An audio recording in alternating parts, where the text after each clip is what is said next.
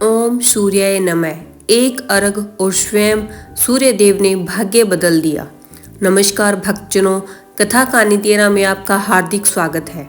आज की कथा केवल एक ब्राह्मण की कहानी नहीं है, यह उस अडिग श्रद्धा की कथा है जो निर्धनता, अपमान और उपेक्षा के बीच भी अपने आराध्य को नहीं छोड़ती। आज हम आपको सुनाने जा रहे हैं सूर्य देव की महिमा से जुड़ी एक ऐसी कथा जहाँ थोड़े से जल ने भाग्य की धारा ही बदल दी। तो कथा को अंत तक अवश्य सुनिए। बहुत समय पहले की बात है, एक नगर के समीप एक छोटा सा गांव था। उसी गांव में एक गरीब ब्राह्मण अपनी पत्नी के साथ रहता था। उस ब्राह्मण के पास न धन था, न खेती, न कोई व्यापार, लेकिन उसके पास जो था वह था अटूट विश्वास। वह प्रतिदिन प्रातःकाल उठकर स्नान करता, शुद्ध वस्त्र धारण करता और पूरे श्रद्धा भाव से भगवान सूर्य की पूजा करता था। ओम सूर्याय नमः उसके जीवन का आधार था। लेकिन संसार को भक्ति दिखाई नहीं देती। पत्नी रोज कहती, आप पूजा पाठ में तो समय लगा देते हैं, पर घर कैसे चलेगा। पड़ोसी ताने मारते, यह ब्राह्मण तो निकम्मा है, बस पूजा करता है, कमाना नहीं जानता। ब्राह्मण सब सुनता पर उत्तर नहीं देता। वह जानता था भगवान देर करते हैं, अंधेर नहीं। एक दिन ब्राह्मण सूर्य पूजा की सामग्री लेकर जंगल में चला गया। एक पीपल के वृक्ष के नीचे बैठकर उसने ध्यान लगाया। उसके पास अर्घ देने के लिए बस एक सूखा सा पात्र था, जिसमें मुश्किल से कुछ बूंदें जल की बची थी। उसने वही जल पूरे विश्वास से सूर्य देव को अर्पित कर दिया। तभी एक चमत्कार हुआ। वह सूखा पात्र अपने आप स्वच्छ जल से भर गया और उसी जल से तेज प्रकाश फूटा। साक्षात सूर्य भगवान प्रकट हुए। सूर्य देव बोले, वत्स ब्राह्मण, तेरी भक्ति से मैं अत्यंत प्रसन्न हूँ, तू जो चाहे मांग ले। ब्राह्मण घबरा गया। उसने सोचा, कहीं ये मेरा भ्रम तो नहीं। उधर जंगल में एक दिन रावण भी तप कर रहा था।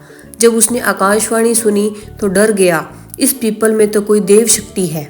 ब्राह्मण घर लौटा और सारी बात पत्नी को बताई।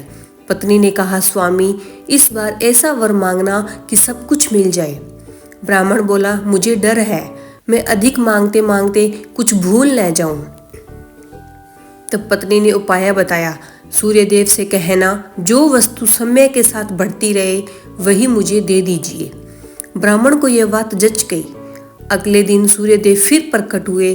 ब्राह्मण ने हाथ जोड़कर कहा, प्रभु, जो वस्तु समय के साथ स्वयं बढ़ती जाए वही मुझे दे दीजिए। सूर्य देव मुस्कुराए और बोले, तथास्तु। ब्राह्मण जैसे ही घर लौटा, उसकी टूटी फूटी झोंपड़ी की जगह भव्य महल खड़ा था।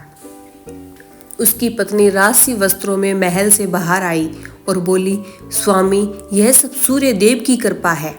अब ब्राह्मण दान पुण्य करने लगा। भूखों को भोजन, गरीबों को वस्त्र। नगर के राजा ने बुलाया और पूछा, कल तक तो तुम्हारे पास भोजन भी नहीं था, आज यह बेवफ कैसे। ब्राह्मण ने सच्चाई बता दी। राजा निसंतान था। उसने भी पूरे विधि विधान से सूर्य भगवान की पूजा की। सूर्य देव प्रसन्न हुए और राजा को एक तेजस्वी पुत्र प्रदान किया। भक्तजनों, यह कथा हमें सिखाती है कि सच्ची भक्ति कभी खाली नहीं जाती। जो व्यक्ति अपमान, अभाव और कष्ट में भी अपने ईश्वर को नहीं छोड़ता, भगवान स्वयं उसका भाग्य लिख देते हैं। सूर्य भगवान की जय। जैसे आपने उस ब्राह्मण की मनोकामना पूर्ण की, वैसे ही इस कथा को सुनने और साझा करने वाले सभी भक्तों की इच्छाएं पूर्ण करें।